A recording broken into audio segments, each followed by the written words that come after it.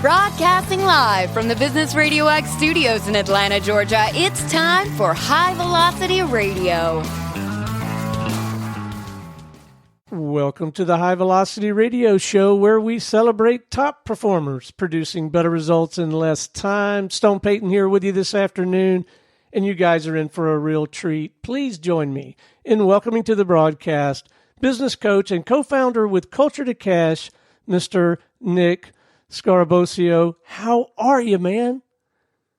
I'm good, Stone. It's a pleasure to be on and speaking with you and your listeners today. You know, I love what you guys do, and lines up really well with what we do at Culture to Cash. We're all about performance in business, so excited to be here. Well, you're looking good. You sounded good. I've been very excited about this conversation. I've got 1,000 questions. I know we're not going to get to them all, but I'm thinking maybe a good place to start would be if you could articulate for me and our listeners mission, purpose, what you and your team are really out there trying to do for folks, man. Yeah, absolutely. So the purpose at Culture to Cash is pretty clear. It's we want to create $5 billion in enterprise value and human life value for owner-led businesses. What we're trying to do is show people that revenue, profit, cash, all of that's important, but it's not the main reason we're in business. You know, most entrepreneurs, they started with a dream. They're just unfortunately stuck in the day-to-day. They're a little hamstrung by maybe some people issues or strategy lacking, but it's all fixable. Like, that's the beauty of it all, is don't quit. Keep going, keep driving. There's a way out. And usually on the other end of that way out is a life that you not only desire, but deserve.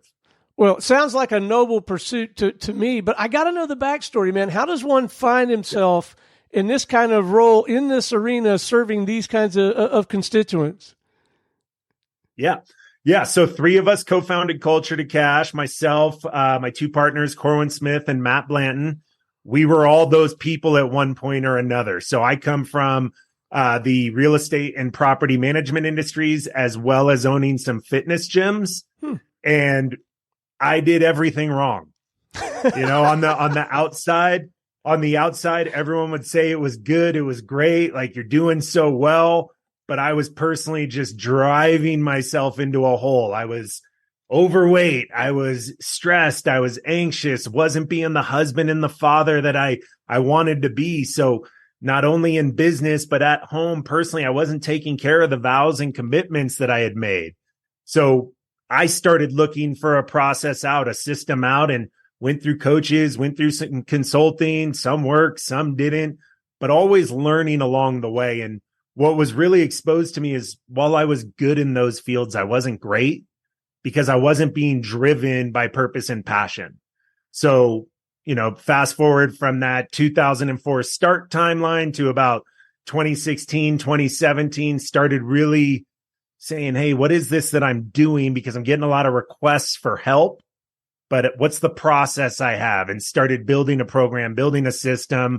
And then I met my 2 partners right around the same time. We were coaching in other organizations. So somebody saw something in us as coaches and consultants. And for a few years, we kind of helped each other, played around with some clients together, some not. And then we decided, hey, this has been a very long engagement for 3+ years. Why don't we get married, launch Culture to Cash, and take what is our purpose, our vision, our passion to other owner-led business owners and help them see what took us a lot of bad trials and tribulations to get to. Well, I think that's marvelous background and foundation, because it seems like you could remove some of the friction and maybe shrink the timeline for a lot of the rest of us, so we don't have to make all the same mistakes, right?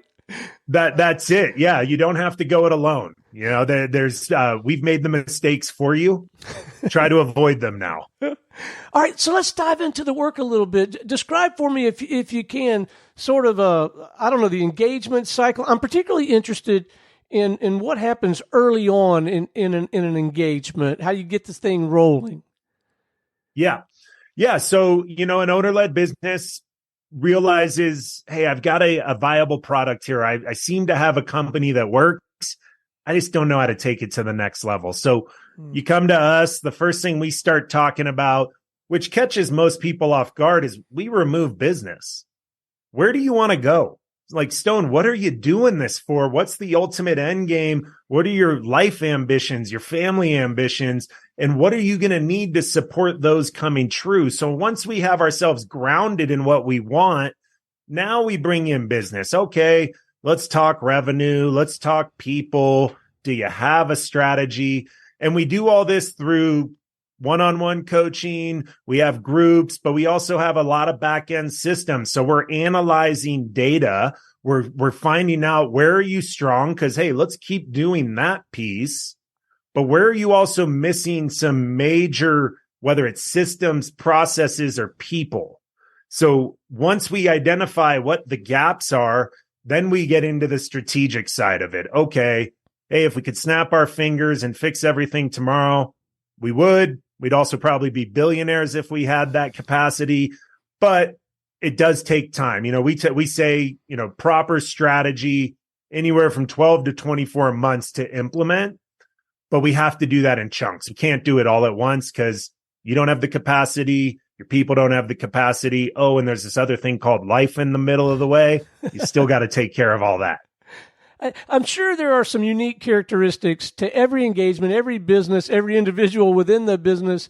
And do you find yourself, do you see some patterns? Like you're in there, you're starting that engagement, and you're like, if you don't say it out loud, you say to yourself, yep, seen this before. Are there some like common patterns, or even maybe I'll ask a kind of a compound question, patterns, but also myths or preconceptions or misbeliefs when a new client's coming in, things that they, that's not really quite how it works, Joe. Yeah. I mean, often the first pushback we always get is, but Nick, have you done this industry? And the first thing we have to talk about is, one, we've been in a lot. I think we've been in, 60 to 70 plus industries at this point. So wow. We do have a lot of background. But if we go to the real facts, is business principles are foundational. Whether you're a plumber, an electrician, a chef, a financial services person, the foundations of business are industry agnostic. So what you need to identify is just, where am I at? Where do I want to go? And what are the gaps I hold? Now, are there nuances? Of course. If you're in the trades, we've seen it the last 12 months. There are problems being created well outside of our control by economic conditions, political decisions. Like, those things, they are a part of the equation, but they're not unique to you. They just are at the moment. Other industries will go through them in the future. So have you had the benefit? I know the answer to this is yes, so I'm going to say it differently. Tell me a little bit about, if you would. I was going to say, have you had the benefit of one or more mentors along the way as you were navigating this terrain of running a consultancy, a coaching, a speaking kind of firm? Yeah, absolutely. I mean, what led me down this path was ultimately, starting to realize I didn't know it all. I think that's the hardest thing for us as business owners, is we get stuck with this hat of leader, of owner, and we're expected to have all the answers. Well, guess what? Nobody does. So we've got to go seek mentorship. We've got to seek peers who are in the same place, programs, coaches, consultants. So I went through the industry specific ones in real estate and property management. When we launched our gyms, I went to coaches who could help me with marketing and fitness, coaches who could help me just be a better coach. Then when I was also stuck personally, I found, men's transformational programs that I thought would help. And the thing that I always tell people in there is, no one is a magic bullet. We're not a magic bullet. Culture to Cash is not a magic bullet. We are a part of the solution.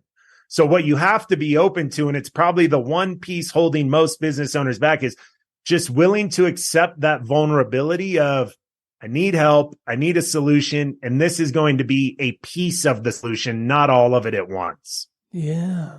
So now that you've been at this a while, what are you finding the most rewarding about the work? What's the most fun about it for you?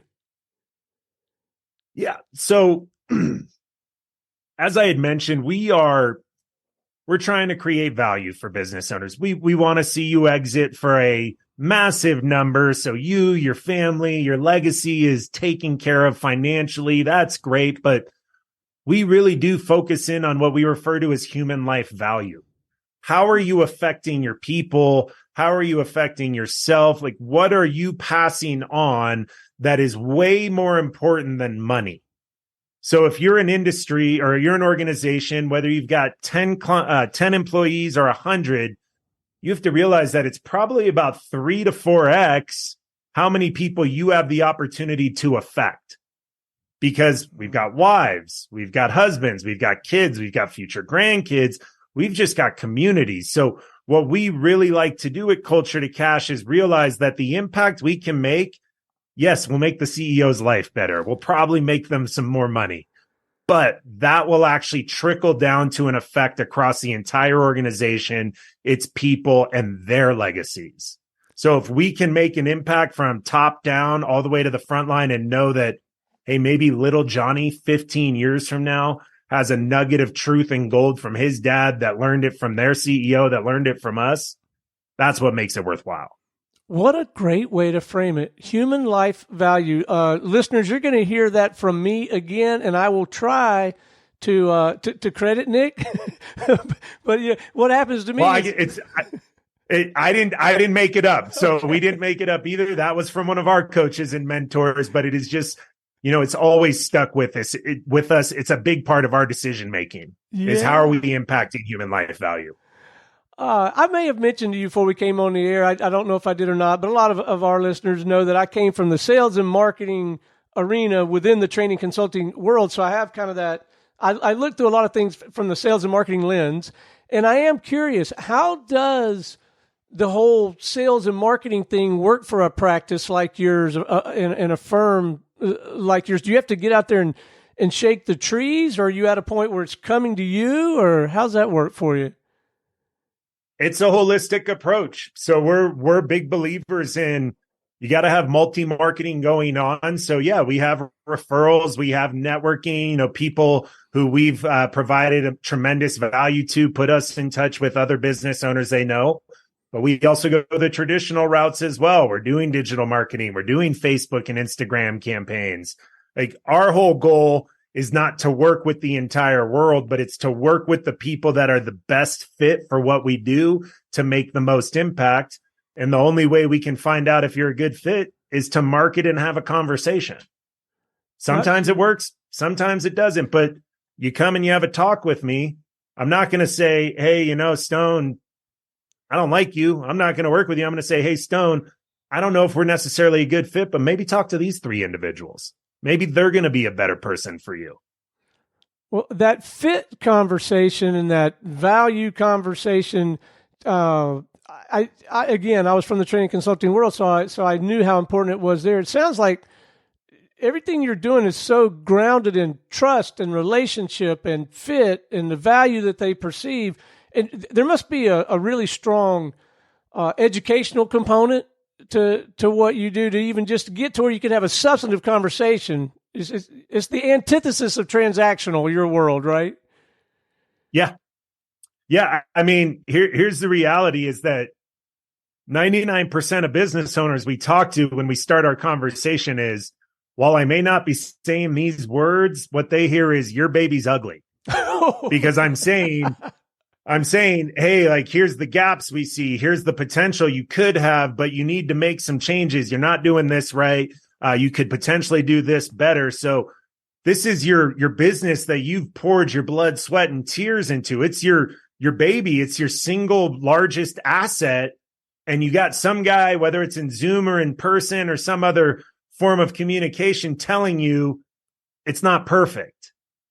So if we can get past that, that's a level of trust where you're open to the idea. You're open to consideration for what we have to say. Does that mean you accept everything? Of course not. We're human beings. We've got this thing in between our ears that plays a lot of different stories and, messes with us sometimes. But as long as the trust is there, and then we can start to lay out the plan, the strategy, the tactics, then we can make some real impact. So diving back into the work, that even the name of the firm is Culture to Cash. So I'm interested in you speaking to that a little bit. And I know culture, at least for me, and I think maybe some of our listeners, can be a little nebulous sometimes, and we have a hard time getting our arms around it. And yet we all, or most of us, I think, instinctively, intellectually understand, man, to whatever degree I can impact the culture, I can really impact results and human life value. But speak to that a little bit, the focus on culture. Yeah. So the hardest part of being a business owner and growing an organization is people.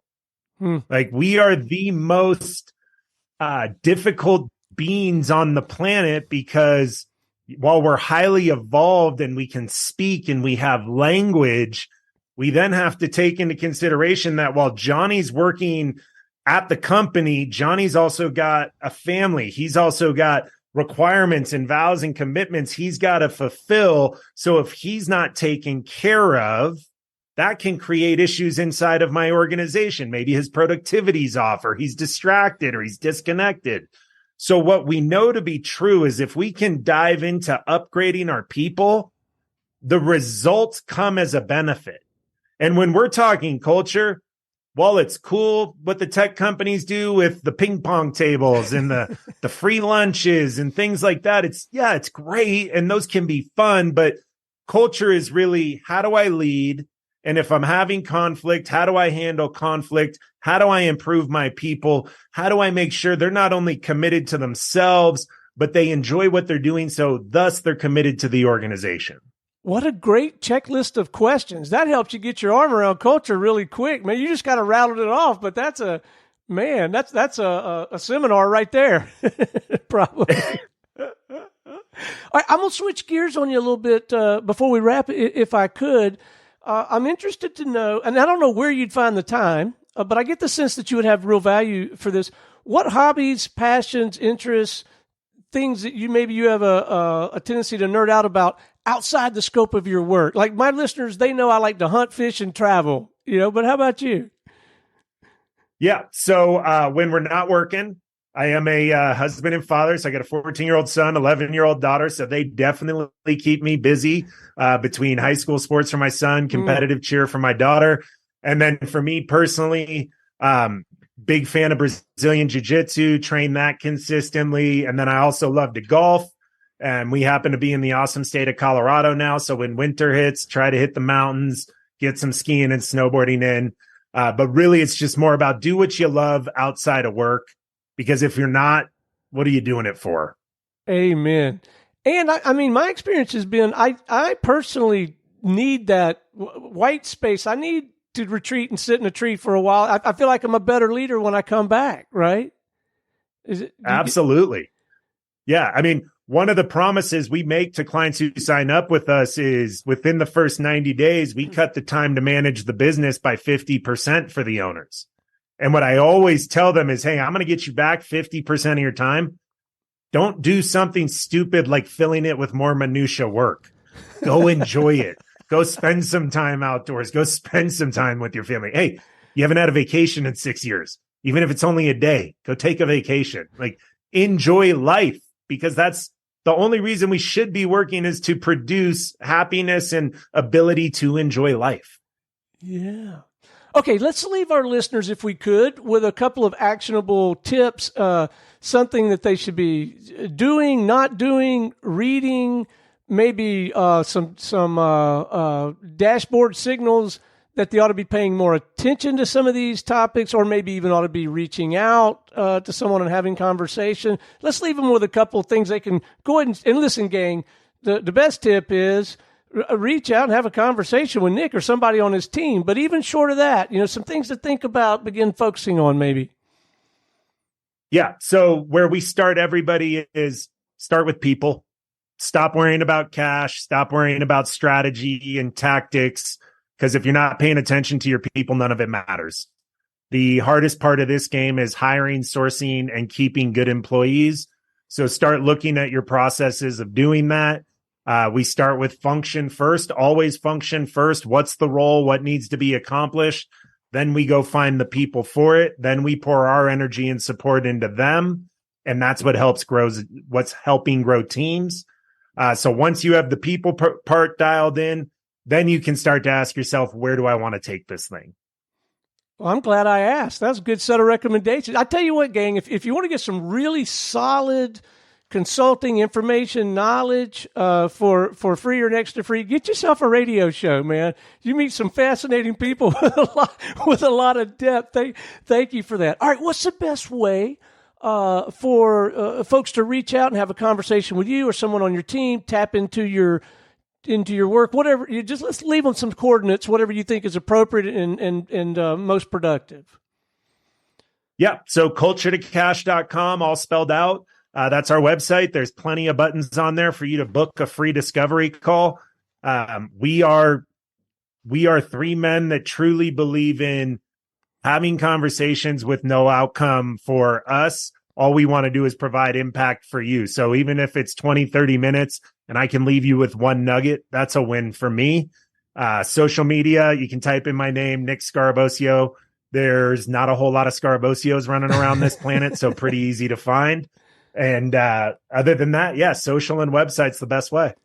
Well, Nick, it has been an absolute delight having you on the program this afternoon. Keep up the good work, man. The work you and your team are doing is it's so important, and we really appreciate you, man. All right, I appreciate it. Thanks for having me on. My pleasure. All right, until next time, this is Stone Payton for our guest today, Nick Scarabosio with Culture to Cash, and everyone here at the Business RadioX family saying we'll see you in the fast lane.